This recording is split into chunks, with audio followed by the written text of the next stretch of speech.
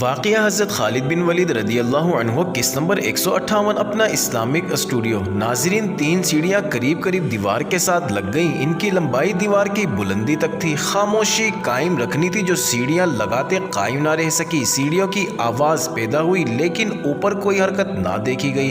سالار زبیر بن العوام نے دونوں ہاتھ اوپر اٹھا کر اللہ تبارک و تعالیٰ سے مدد مانگی اور پھر آپ نے وہ الفاظ دہرائے جو انہوں نے کہے تھے کہ اللہ میری قربانی کو مجاہدین اسلام کی فتح کا سبب بنائے۔ اس دعا کے بعد انہوں نے سیڑھی پر قدم رکھا اور جن مجاہدین کو انہوں نے اپنے ساتھ لے جانا تھا انہیں سیڑھیاں چڑھنے کا اشارہ دیا۔ سب سے پہلے زبیر دیوار پر پہنچے اور ادھر ادھر دیکھا، کوئی حرکت نظر نہ آئی۔ مجاہدین سیڑھیاں چڑھتے آئے اور سالار زبیر کے دائیں بائیں کھڑے ہو گئے۔ انہوں نے اللہ اکبر کا نعرہ لگایا۔ اب تو ایک لمحہ بھی ضائع نہیں کیا جا سکتا تھا۔ پہلے تو یہ دیکھنا تھا کہ اس نعرے پر رومی بیدار ہوتے ہیں یا نہیں۔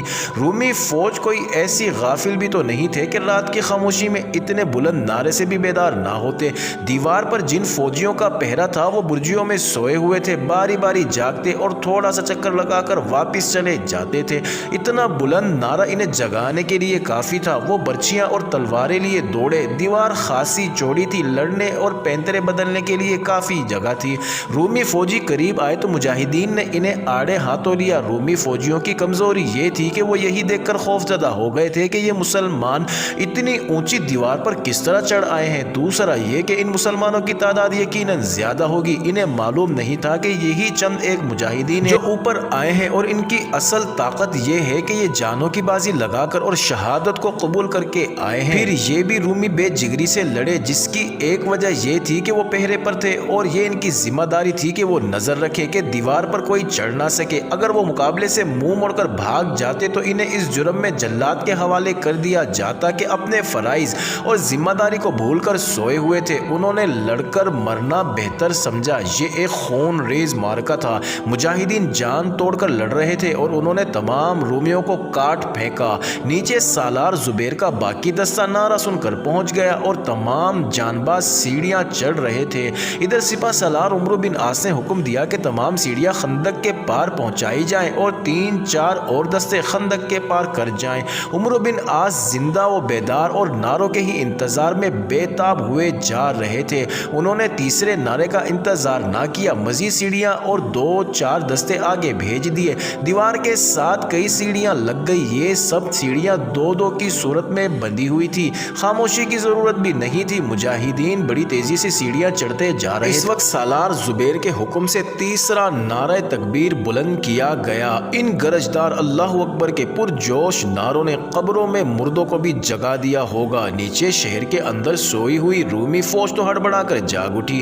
جنرل تھیوڈور اس نوخیز اور معصوم لڑکی کو پہلو میں لیے گہری نیند سویا ہوا تھا۔ اسے کچھ خبر نہیں تھی کہ باہر کیا قیامت ٹوٹ پڑی ہے۔ اس کے دروازے پر 2-3 بار دستک ہوئی تو اس کی آنکھ کھلی تو اس نے لیٹے لیٹے بڑے غصے سے پوچھا کہ یہ کون دروازہ توڑ رہا ہے اور کیا مصیبت آن پڑی ہے۔ لڑکی بھی بیدار ہو کر اٹھ بیٹھی۔ عربی لشکر دیوار پر آ گیا ہے، باہر سے آواز آئی۔ اوپر بڑی سخت لڑائی ہو رہی ہے۔ وہ تھیوڈور کے محافظ دستے کا کمانڈر تھا۔ تھیوڈور غصے میں کچھ نہ کچھ بولتا باہر نکلا۔ اسے یقین نہیں آ رہا تھا کہ وہ بیداری میں یہ خبر سن رہا ہے۔ شاید اسے وہ خواب سمجھ رہا تھا۔ اسے تو یقین تھا کہ دیوار تو دور ہے، کوئی انسان خندق ہی عبور نہیں کر سکتا۔ محافظ دستوں کے کمانڈر نے اسے پوری طرح صورتحال سنائی۔ تھیوڈور کو کچھ آوازیں سنائی دے رہی تھی۔ وہ اپنے محل نما مکان سے باہر نکلا تو اسے قیامت کا شور و غل سنائی دیا۔ اس کا اپنا پورا خاندان پہلے ہی جاگ اٹھا تھا۔ تھیوڈور دوڑتا کمرے میں گیا اور لڑائی والا لباس پہنا، اس کے اوپر ذرہ اور سر پر آہنی خود رکھ کر تلوار اٹھائی اور لڑکی کی طرف دیکھے بغیر باہر نکل گیا۔ دوسرے جرنیل بھی بیدار ہو گئے تھے اور باقی افسر پہلے ہی شور شرابہ سن کر اٹھے اور اپنے اپنے دستوں تک جا پہنچے تھے۔ لیکن دیوار پر اب یہ صورتحال تھی کہ وہاں مجاہدین کو بالادستی حاصل تھی۔ یوں کہہ لے کہ دیوار پر مجاہدین کا قبضہ تھا۔ اندر سے دیوار پر چڑھنے کے لیے چند ایک جگہوں پر پکی سیڑھیاں بنی ہوئی تھی۔ مجاہدین اوپر ان سیڑھیوں کے دائیں بائیں گھات لگا کر بیٹھ گئے تھے۔ جوں ہی رومی فوج اوپر آتے مجاہدین انہیں کاٹ پھینکتے۔ اوپر برجیوں اور برجوں میں جو فوجی سوئے ہوئے تھے انہیں تو مقابلے کی مہلت ہی نہ ملی۔ پوری طرح بیدار بھی نہیں ہوئے تھے کہ مجاہدین کی برچیوں اور تلواروں کی نظر ہو گئے۔ ان میں سے چند ایک گھبراہٹ کے عالم میں یہ خبر سناتے گئے کہ مسلمانوں کا پورا برش کر دیوار پر آ گیا ہے اور نیچے آ کر کسی کو زندہ نہیں چھوڑے گا۔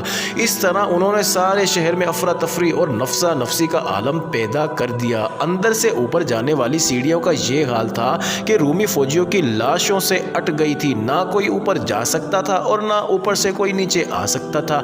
نیچے مشعلیں جل اٹھی، ان کی روشنی میں جب فوجیوں اور شہریوں نے دیکھا کہ سیڑھیوں سے خون نیچے بہتا رہا ہے تو ان کے حوصلے بالکل ہی پست ہو گئے اور ان پر دہشت طاری ہو گئی۔ مجاہدین اسلام ایک معجزہ کر کے تاریخ کے دامن میں ڈال رہے تھے۔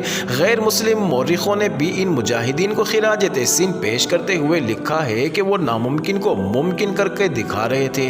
یہ سالار زبیر بن العوام رضی اللہ عنہ کی دعا تھی جو اللہ تعالیٰ نے قبول کی اور پوری ہوئی تھی۔ انہوں نے اللہ تعالیٰ سے گڑ گڑا کر دعا کی تھی کہ قربانی مجاہدین اسلام کی فتح کا سبب بنے۔ یہ ان خواتین کی دعاؤں کا بھی اثر تھا۔ وہ خندق سے کچھ دور نفل پڑھ کر اللہ تعالیٰ کے حضور دعا مانگ رہی تھی۔ ان خواتین میں اسامہ بن ازہری کی ماں بھی تھی جو صرف اپنے بیٹے کی زندگی کی ہی دعا نہیں مانگ رہی تھی بلکہ اس کی زبان پر یہی ایک التجا تھی کہ اللہ اپنے جان بازوں کو فتح عطا کر، لیکن اسے اپنا بیٹا یاد آتا تو اس کی آنکھوں میں آنسو آ جاتے تھے۔ اس نے صرف ایک بار کہا، یا اللہ میرا ایک ہی بیٹا رہ گیا ہے، وہ بھی تیرے نام پر قربانی کے لیے پیش کر دیا ہے، میں اکیلی رہ گئی ہوں۔ یہ دعائیں بھی بے اثر نہیں جا رہی تھی۔ اسامہ بھی جاگ اٹھا تھا اور باہر نکل آیا تھا۔ اس نے لوگوں سے سنا کہ مجاہدین دیوار پر آ گئے ہیں اور اب کوئی رومی فوجی اوپر نہیں جا سکتا۔ نیچے جب مشعلیں جلی تو اوپر دیوار پر مجاہدین نے بھی مشعلیں جلا لی۔ اس سے نیچے کے لوگوں پر اور زیادہ وحشت طاری ہو گئی۔ ناظرین، اسامہ کو تو معلوم ہی نہیں تھا کہ تھیوڈور کے فیصلے کے مطابق یہ اس کی زندگی کی آخری رات ہے، لیکن اللہ تعالیٰ کے فیصلے نے زمین پر رہنے والوں کے تمام فیصلے رد کر دیے تھے۔ اسامہ کی ماں کے سینے سے نکلی ہوئی یہ فریاد کہ میں اکیلی رہ جاؤں گی اللہ نے سن لی تھی۔ وہ تھیوڈور جس نے اسامہ کی سزائے موت کا فیصلہ سنا دیا تھا، شہر کے اندر بھٹکتا پھر رہا تھا۔ اپنی فوج پر اس کی کمان ختم ہو چکی تھی۔ وہ اپنے جرنیلوں اور دیگر افسروں کو ڈھونڈتا اور پکارتا پھر رہا تھا، لیکن اس کے اپنے ہی فوجی اور شہری بھاگتے دوڑتے اس کے ساتھ ٹکراتے گزرتے جا رہے تھے۔ کسی نے دیکھا تک نہیں کہ یہ فوج کا سپریم کمانڈر اور مقوقس کی جگہ اس کی حیثیت فرمانروائے مصر جیسی ہے۔ اسامہ اوپر جا کر اپنے لشکر سے جا ملنا چاہتا تھا، لیکن جن سیڑھیوں سے چڑھنے لگتا انہیں لاشوں سے اٹا ہوا دیکھا، اوپر جانا ممکن نہیں تھا۔